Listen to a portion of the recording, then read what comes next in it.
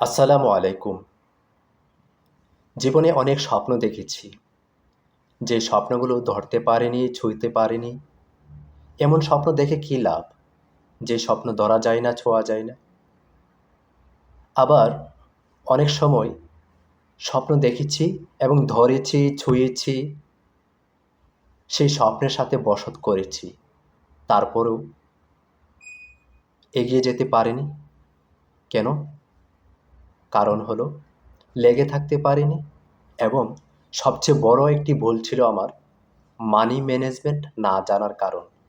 Money management না জানলে যত বড় স্বপ্নই দেখুন, যত স্বপ্নের সাথে বশত করুন, সেই স্বপ্ন ধরে রাখা যায় না, সেই স্বপ্ন নিয়ে এগিয়ে যাওয়া যায় না। আজ আমি জীবনের এক প্রান্ততে এসে বুঝতে পেরেছি।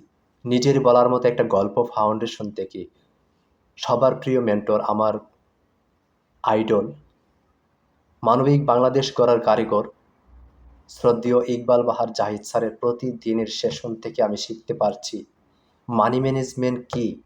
মানি ম্যানেজমেন্ট যদি না জানা থাকে, কেউ এগিয়ে যেতে পারে না।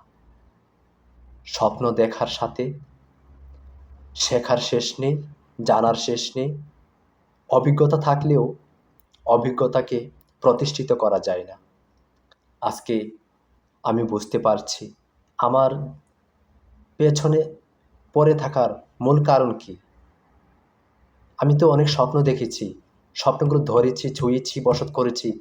তারপর কেন আমি পিছনে পড়ে গেলাম? একটাই কারণ, মানি ম্যানেজমেন্ট জানা না থাকার কারণ। ইকবাল বাহার জাহিদ স্যার জন্য দোয়া। স্যার আমাদেরকে শেখাচ্ছেন কীভাবে এগিয়ে যেতে হয়, কীভাবে লেগে থাকতে হয়, কীভাবে ধৈর্য ধরে একটি স্বপ্নকে এগিয়ে নিয়ে যেতে হয়, প্রতিষ্ঠিত করতে হয়। দোয়া করবেন যেন এই মানি ম্যানেজমেন্ট আমাকে এগিয়ে নিয়ে যায় আমার স্বপ্নের সাথে, আমার স্বপ্নের প্রজেক্টের সাথে। ভালো থাকবেন, সুস্থ থাকবেন, দোয়া করবেন যেন আমি আমার মানি ম্যানেজমেন্টকে শক্তিশালী করে এগিয়ে যেতে পারি, নিজের দুর্বলতা এবং ভুলগুলোকে শুধরে ভালো থাকতে পারি। আসসালামু আলাইকুম।